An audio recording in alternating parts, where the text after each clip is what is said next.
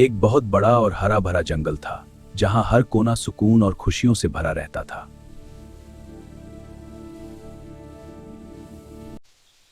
लेकिन इस जंगल के बीचों बीच एक रहस्यमयी पेड़ था जिस पर साल में सिर्फ एक बार एक सुनहरा फल लगता था। माना जाता था कि जो इस फल को खाएगा वो पूरे जंगल का सबसे बुद्धिमान जानवर बन जाएगा। इस जंगल का राजा मैं हूं, इसलिए इस सुनहरे फल पर सिर्फ और सिर्फ मेरा हक है।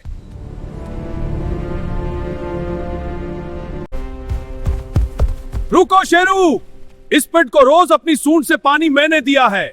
मेहनत मेरी है तो फल भी मेरा ही होगा। दोनों अपनी ताकत के घमंड में लड़ने लगे और जंगल की शांति खतरे में पड़ गई।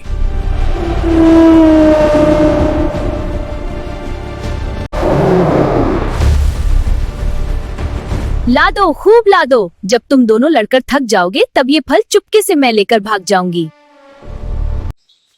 अरे भाइयों, क्यों अपनी ताकत जाया कर रहे हो? चलो एक मुकाबला करते हैं।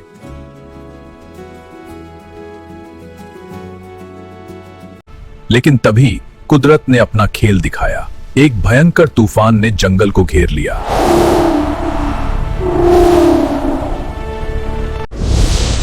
नहीं, अगर ये पेड़ गिर गया तो सुनहरा फल हमेशा के लिए मिट्टी में मिल जाएगा।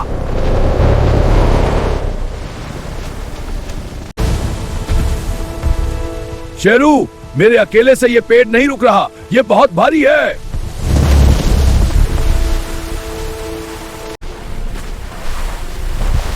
मैं तुम्हें अकेला नहीं छोड़ूंगा गाजू, हम इसे गिरने नहीं देंगे। पहली बार जंगल के दो सबसे बड़े दुश्मन एक साथ मिलकर किसी की जान बचा रहे थे।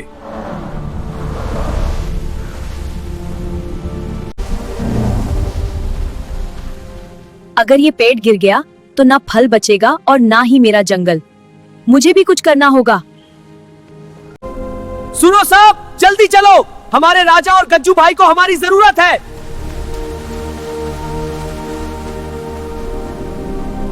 अली की आवाज सुनकर पूरा जंगल इकट्ठा हो गया। अब ये लड़ाई सिर्फ दो जानवरों की नहीं थी।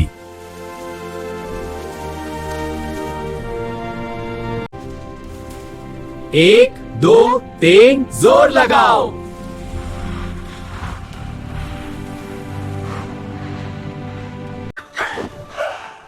तूफान थम गया। सब थाके हुए थे लेकिन सबके चेहरे पर एक प्यारी मुस्कान थी।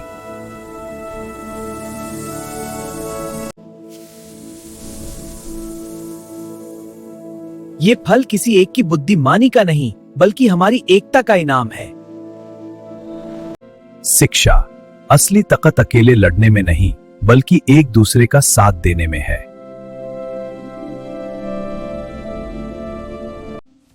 चेतू, जंगल का सबसे बुद्धा कछुआ, एक कहानी सुना था। सुनहरा फल सिर्फ बुद्धिमानी नहीं देता, वो सुनहरे पेड़ को जंगल के हर कोने तक जीवन देने वाली ऊर्जा प्रदान करता है। इस पेड़ से मेरी दोस्ती आज की नहीं है। जब मैं छोटा था मैंने ही इस नन्हे से सपने को अपने हाथों से यहाँ लगाया था। मेरे पिता ने हमेशा कहा था कि जंगल का राजा वही है जो सुनहरे पेड़ का ध्यान रखेगा, इसलिए मैं ये फल खाना चाहता हूँ, उनकी तरह महान बनने के लिए। जंगल की मुसीबत सिर्फ लड़ाई तक ही नहीं रुकी। तूफान से पहले जंगल की नदियों में पानी अचानक कम होने लगा।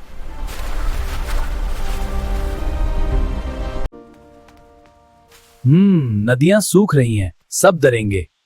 इसे अच्छा मौका क्या हो सकता है मेरे फल चुराने के लिए, जब सब टेंस्ड होंगे। छोटे जानवर पानी की कमी से परेशान थे, लेकिन उनकी आवाज बड़े जानवरों के झगड़े में खो चुकी थी। अचानक एक ठंडी और भयंकर हवा का झोंका जंगल से गुजरा। यह आने वाले तूफान का पैगाम था।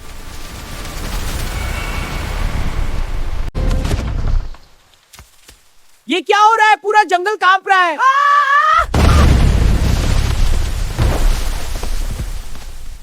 ऐसा तूफान जंगल ने पहले कभी नहीं देखा था।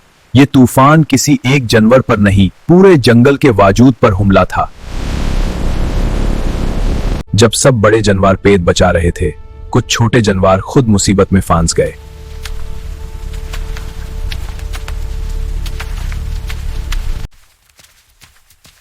नहीं, मैं इस मासूम को ऐसे नहीं छोड़ सकती। फल बाद में। इस छोटे से काला ने लाली के दिल को बदल दिया। उसे अब समझ आया कि दूसरों की मदद करना फल चुराने से कहीं ज्यादा बड़ा है। शेरू, मेरी ताकत खत्म हो रही है। ये तूफान बहुत ज्यादा तेज है।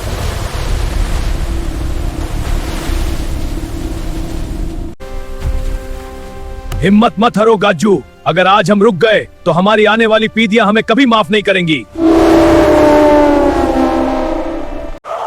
बंदारों की टोली ने अपनी जान खतरे में डालकर पेड़ की ऊंची शखों को मजबूत बेलों से बांधना शुरू किया। तभी एक बड़ा खतरा आया। एक पुरानी टहनी टूटकर मासूम जानवरों पर गिरने ही वाली थी।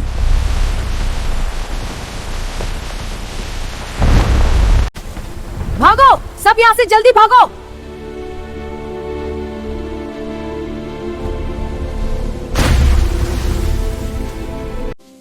लाली ने आज साबित कर दिया कि वो सिर्फ चालक नहीं बल्कि बहादुर भी है।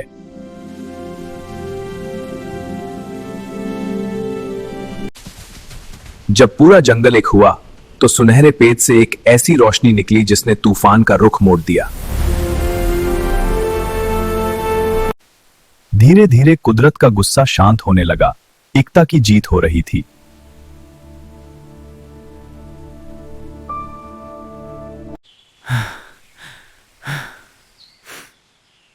शेरू भाई, तुम्हारी ताकत के बिना मैं ये नहीं कर पाता।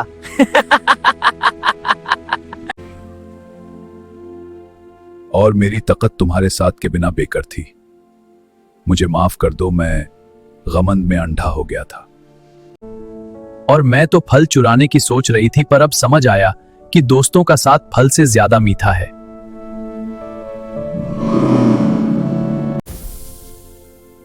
फल ने अपना असली मालिक चुन लिया था। वो मालिक था पूरा जंगल।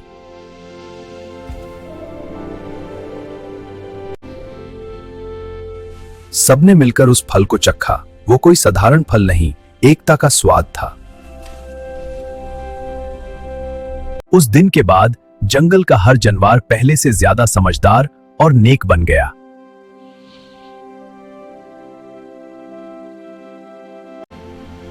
सुनहरे पेड़ की वजह से जंगल पहले से भी ज्यादा हरा भरा हो गया।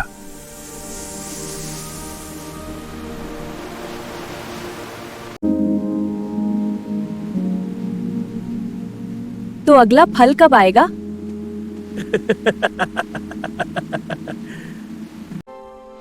याद रखिए, जहां एकता है वहां कोई भी तूफान आपका कुछ नहीं बिगड़ सकता।